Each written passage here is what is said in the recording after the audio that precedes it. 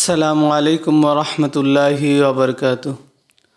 সম্মানিত দিনী ভাই ও বোনেরা, কোরআনে বর্ণিত এই আমলটি করুন, আপনার অবাধ্য সন্তান বাধ্য হবে। সম্মানিত দিনী ভাই ও বোনেরা, এখন বর্তমান সময়ে আমাদের কাছে অধিকাংশ সময় একটা মাত্রই প্রশ্ন বেশি আসে, সেটা হলো আমার সন্তান আমার কথা শুনে না, আমার সন্তান আমার বাধ্য না, আমার সন্তান খারাপ নেশা পানি জড়িত। তো আমি তাদেরকে উদ্দেশ্য করে আজকের এই ভিডিও, যে তারা কোরআনে বর্ণিত এই আমলটি করুন, অবশ্যই এর ফল পাবেন।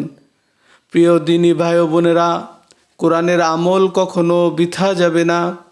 আল্লাহ রব্বুল আলমিনের এই পবিত্র কালামে পাকের আমল যদি আপনারা করেন, অবশ্যই আপনার অবাধ্য সন্তান বাধ্য হবে। আল্লাহ রব্বুল আলমিন পিতামাতার গুরুত্ব এবং মর্যাদা অনেক বেশি দিয়েছেন, এবং পবিত্র কালামে পাকের মধ্যে আল্লাহ রব্বুল আলমিন সূরাতুল ইসরার মধ্যে ইরশাদ করেন, ওয়াকাদা রব্বুকা আল্লা তা'বুদু ইল্লা ইয়্যাহু ওয়া বিল ওয়ালিদাইনি ইহসানা। আল্লাহ রব্বুল আলামিন তার পবিত্র কালামে পাকের মধ্যে ইরশাদ করেন, ও আমার বান্দাবান্দিরা, আমি তোমাদের জন্য একটা বিষয় ফয়সালা করে দিয়েছি, একটা বিষয় সিদ্ধান্ত করে দিয়েছি, আল্লাহ তা'বুদু ইল্লা ইয়্যাহু, তোমরা একমাত্র আমি আল্লাহ তাআলার ইবাদত বন্দেগী করবে, অন্য কারো ইবাদত বন্দেগী করা যাবে না। অর্থাৎ অন্য কারো ইবাদত বন্দেগী করলে সেটা হবে শিরিক। যদি ইবাদত বন্দেগী করতেই হয় তাহলে একমাত্র আমার ইবাদত বন্দেগী করবে। অর্থাৎ যদি কেউ ইবাদত করতে চায় তাহলে একমাত্র আল্লাহ তাআলারই ইবাদত করতে হবে, অন্য কারো ইবাদত করা যাবে না। আল্লাহ রাব্বুল আলামিন এই আয়াতের মধ্যেই পিতামাতার গুরুত্ব দিয়ে বলতেছেন,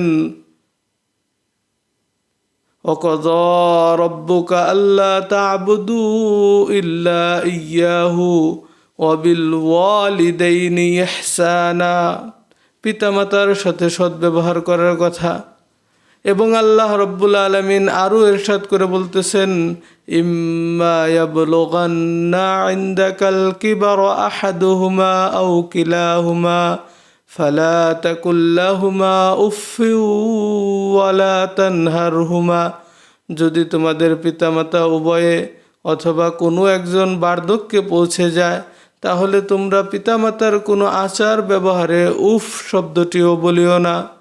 ওয়ালা তানহারহুমা, এবং তোমরা পিতামাতাকে ধমক দিও না, বরংস ওয়াকুল লাহুমা কওলান কারীমা, তোমরা পিতামাতার সাথে নরম ভাষায়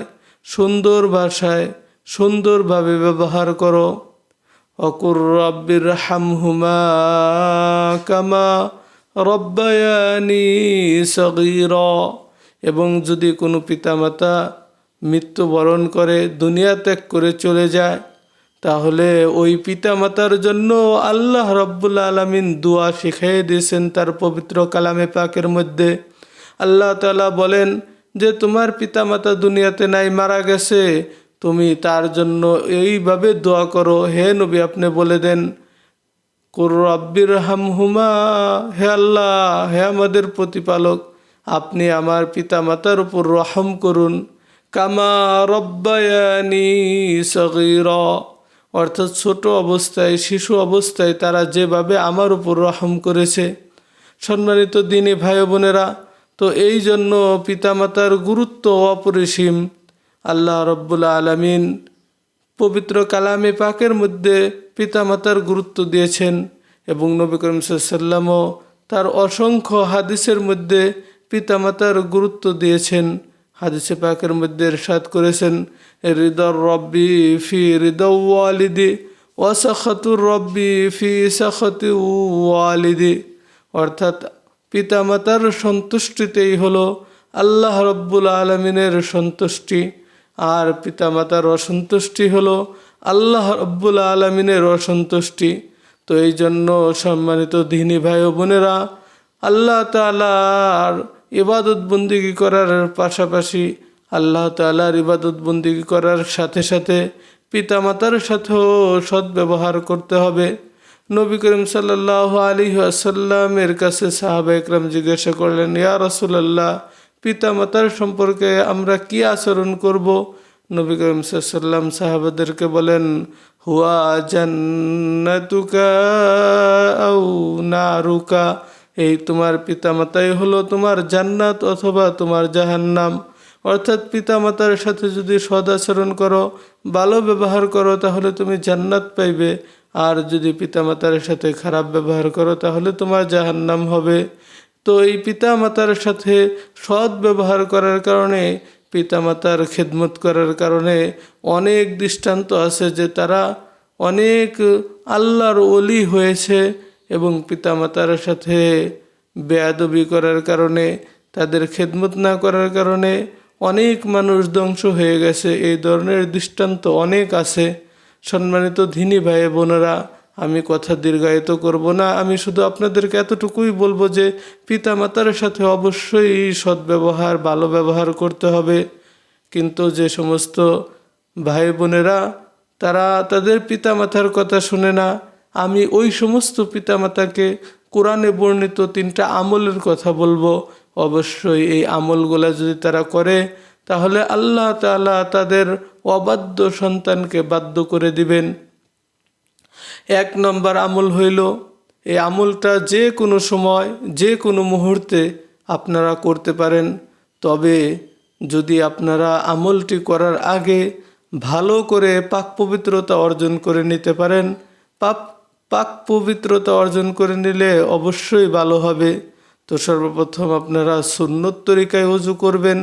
ওযুর শুরুতে পড়ে নেবেন বিসমিল্লাহির রহমানির রহিম, এবং ওযুর শেষে পড়ে নেবেন কালেমায়ে শাহাদাত, আশহাদু আল্লা ইলাহা ইল্লাল্লাহু ওয়াহদাহু লা শারীকা লাহু ওয়া আশহাদু আন্না মুহাম্মাদান আবদুহু ওয়া রাসূলুহু।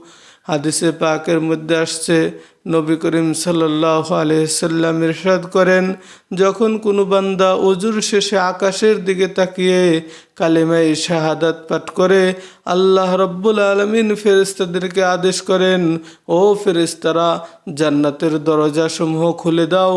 আমার বান্দা যে দরজা দিয়ে ইচ্ছা সে দরজা দিয়ে জান্নাতে প্রবেশ করবে। সুবহানাল্লাহ। সম্মানিত দিনী ভাই বোনেরা, তো এই জন্য আমি আপনাদেরকে বলবো যে অবশ্যই সুন্নত তরিকায় ওযু করবেন এবং ওযুর শেষে কালেমায়ে শাহাদাত পাঠ করবেন। আর যে আমলটি বলবো, এই আমলটি যদি পারেন তাহাজ্জুদের নামাজের সময় আদায় করবেন। তাও যদি না পারেন, আপনি যখন তখন এই আমলটি করতে পারবেন। আমলটি করার পূর্বে আপনাকে 3 বার ইস্তেগফার পাঠ করতে হবে। আস্তাগফিরুল্লাহ, আস্তাগফিরুল্লাহ, আস্তাগফিরুল্লাহ। এই ইস্তেগফারের বহু ফজিলত, আপনারা এই ফজিলত সম্পর্কে অবগত আছেন। যে ব্যক্তি ইস্তেগফার পাঠ করবে, আল্লাহ রাব্বুল আলামিন তার জিন্দেগির সমস্ত গুনাহকে মাফ করে দিবেন। আর যে ব্যক্তি ইস্তেগফার পাঠ করবে, আল্লাহ রাব্বুল আলামিন তার ধন সম্পদ, রিজিকের মধ্যে বরকত দান করবেন। আল্লাহ রাব্বুল আলামিন তাকে অসংখ্য বিপদ আপদ থেকে হেফাজত করবেন। সম্মানিত দিনী ভাই বোনেরা, এই জন্য সর্বদাই ইস্তেগফারের আমলকে নিজের লক্ষ্যবস্তু বানিয়ে ইস্তেগফারের আমল চলতে থাকবে, ইস্তেগফারের আমল করতে থাকবেন। 2 নম্বর যে আমলটি করতে হবে সেটা হলো দুরূদ শরীফ, 3 বার দুরূদ শরীফ পাঠ করতে হবে। আমরা নামাজের মধ্যে যে দুরূদ শরীফটি পড়ে থাকি, আল্লাহুম্মা সাল্লি আলা মুহাম্মাদ ওয়া আলা আলি মুহাম্মাদ কামা সাল্লাইতা আলা ইব্রাহিম ওয়া আলা আলি ইব্রাহিম ইন্নাকা হামিদুম মাজিদ। আল্লাহুম্মা বারিক আলা محمد وعلى آل محمد كما باركت على إبراهيم وعلى آل إبراهيم إنك حميد مجيد। এই দরুদ শরীফটি আপনারা পাঠ করবেন। তাও যদি না পারেন, ছোট্ট যে দরুদের আমলটি আছে, সাল্লাল্লাহু আলাইহি ওয়াসাল্লাম, সাল্লাল্লাহু আলাইহি ওয়াসাল্লাম, সাল্লাল্লাহু আলাইহি ওয়াসাল্লাম, এই দরুদটি 3 বার পাঠ করবেন।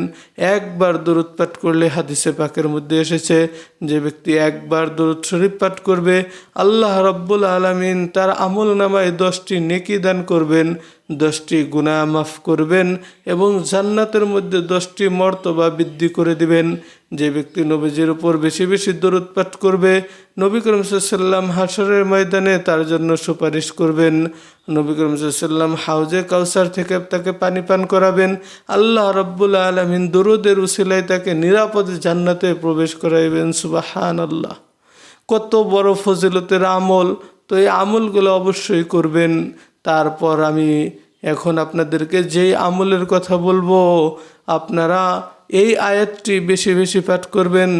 রব্বি হাবলি মিনাস সালিহিন, রব্বি হাবলি মিনাস সালিহিন, রব্বি হাবলি মিনাস সালিহিন। এই দোয়াটি, এই আয়াতটি বেশি বেশি পাঠ করবেন, কারণ এই দোয়া করার কারণে আল্লাহ রাব্বুল আলামিন হযরত ইব্রাহিম আলাইহিস সালাতু ওয়াস সালামকে নেককার সন্তান দান করেছেন।